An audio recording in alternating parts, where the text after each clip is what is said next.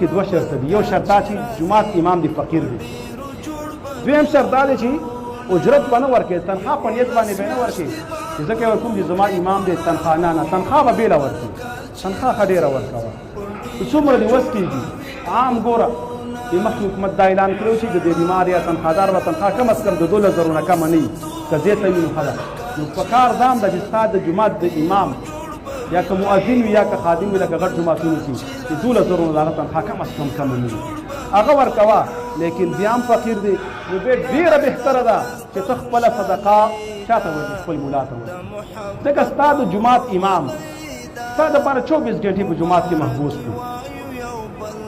که تاسو کې یو داسې نر کس وي د استاد تنخوا په دې وخت کې زموږ د مولوي صاحب 6000 روپۍ ده، دلته کوم کس داسې تیار دی چې زه به 5 ټیمه مونځ کوم دلته اذان سره به راځم او نیمه ګنټه بس به د دغه نه ځم، دا څوک کولی شي؟ او استاد ګوره موږ او تا دپاره ځان فارغ کړی دلته جومات کې ناست دی، بیا که جنازه یې مړې هغې ته هم ګنټه 2 ګنټې مخکې حاضر وي، بیا که چېرته بچې شوي یو اذان وخت کې هغې ته هم حاضر وي، نکاح ته وي هغې کې هم دا حاضر وي، بیا ستا د بچو د سبق دپاره هم دا حاضر وي. نو دا د جومات امام ستا د بچو دپاره بلکې ستا د زنانو ستا دپاره دا روحاني پلار دی، ده ته ډېر خیال ساتل پکار دي. د ده به هم څه ضروريات دي، د ده به هم په ژوند کې مشکلات وي، د بچو ودونه به وي، د لورو ودونه به وي، مرض به پرې راغلی وي، بچي به بیمار شوي وي، کتاب ته به یې ضرورت وي، بچی به یې په سکول کې وي د هغې به ضرورت وي. نو دې خیال ساتل پکار دي. او چې کله موږ د کل د یتیم فقیر او مسکین او د جومات د امام خیال نه ساتو نو بیا دا دعاګانې نه کوي. چې کله دعاګانې نه کوي نو بیا زما او ستا زندګي برابرېږي، بیا به زما او ستا زندګۍ کې ډغرې ډېرې وي، پریشانۍ به ډېرې وي، ټینشن به ډېرې وي، پیسې به وي، اسباب به وي، خوراکونه به وي، مال او دولت به وي، پلاټونه او کورونه به وي، لیکن خوند به پکې نه وي، سکون به پکې نه وي، مزه به پکې نه وي. نو لہذا مونږ او تاسو ته پکار دي چې د جومات د امام خیال وساتو. چې کله نبی پاک علیه الصلاة والسلام وفات شو او بکر صدیق رضی الله تعالی عنه خلیفه شو، امارت ورته وسپارلی شو، سبا ورځې سودا راخیستې ده، چابیان یې راخیستې دي، دکان ته روان دی، د کپړو کاروبار کوه هغې ته روان دی. لاره کې عمر فاروق ورته مخې ته راغی، وایي دا څه کوې؟ وایي چېرته؟ وایي زم خپل کاروبار ته ځم. وایي ښه دا امت به څه کوي؟ د دې فیصلې به څوک کوي؟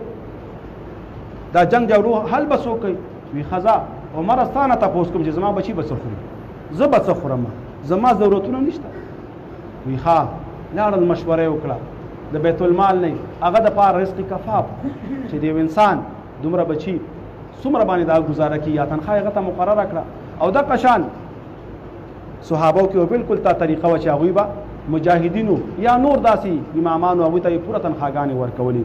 نو موږ او تاسو ته هم پکار دی چې د خپلو استادانو د جومات د امام د چم ګوند کې د کونډ یتیم ډېر خیال وساتو، د صدقې فطر نه علاوه نورې صدقې ورکړو چې د هغوی هغه ژوند پې برابر وي، تپوس ترې نه وکړو، بیمارۍ کې ورسره خرچه کموي، د خپل وس مطابق ورکړو. او دا نه دي کتل پکار چې زه غریب یم ته لږه ورکه. تاسو چې قرآن او سنت وګورئ چرته هم پکې دا نه دي راغلي چې هغه سړی ډېر کامیاب دی چې هغه ډېر عمل کړی، نه، احسن عمل لفظ راغلی دی، ښایسته عمل. یوه کجوره ورکه، احسن یې ورکه. احسن کې 2 شرطونه دي، په طریقه د نبي کار وکړه، د خپل ځان نه یې مه جوړوه، او په اخلاص یې ورکړه، د الله رضا دپاره یې ورکړه. یوه کجوره دې ورکړه الله به د احد د غر عمره ثواب درکړي.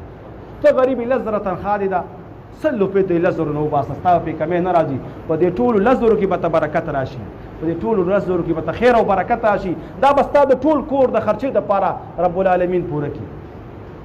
یو انسان دی هغه لږ تنخوا ده هغه دې پکې 10 زره ورکړي، 15 زره دې ورکړي، 1000 دې پکې ورکړي. روټین جوړ کړئ د خپلې آمدنۍ نه، د خپلې تنخوا نه، د سرسایي او د زکات نه علاوه د فقیر او یتیم خیال وساته. بیا ګوره چې ستا په دې رزق کې او ستا په دې تنخوا کې څومره برکت رب العالمین اچوي.